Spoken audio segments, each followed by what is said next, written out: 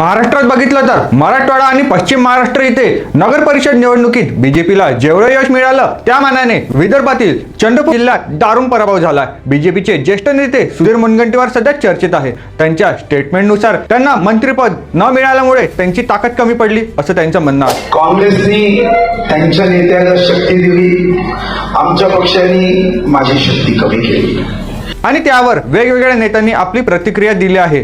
त्यामध्ये राज्याचे मुख्यमंत्री यांनी म्हटलं की सुधीर भाऊंना कुठली ताकद कमी पडली असेल तर त्याची भरपाई ही आता महानगरपालिकेच्या निवडणुकीत आम्ही देऊ.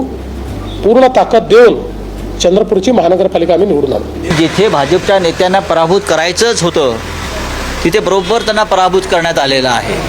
आणि राष्ट्रीय मागासवर्गीय आयोगाचे अध्यक्ष हंसराज अहिर यांनी म्हटलं की मंत्री जेव्हा बनतो किंवा आमदार बनतो किंवा कोणी खासदार बनतो, ज्या पदावर आपण आहोत, आमदारकी असेल खासदारकी असेल, त्यांनी ज्या लोकांनी आपल्याला निवडून देण्याकरता मदत केली नगरसेवकांनी, त्यांना विजयी करण्याची जिम्मेदारी आमची असते. मग त्यात मंत्रिपद जरुरी राहत नाही. सध्या हा वाट चव्हाट्यावर आला असं दिसून येत आहे. पक्षातील गटबाजीमुळे हा पराभव झाला असं चर्चेत आहे. तुम्हाला याबद्दल काय वाटतं? सुधीर मुनगंटीवार यांची ताकद पक्षातर्फे कमी करण्यात आली त्यामुळे पराभव झाला की दुसरं काही कारण आहे? आम्हाला कमेंटमध्ये सांगायला विसरू नका.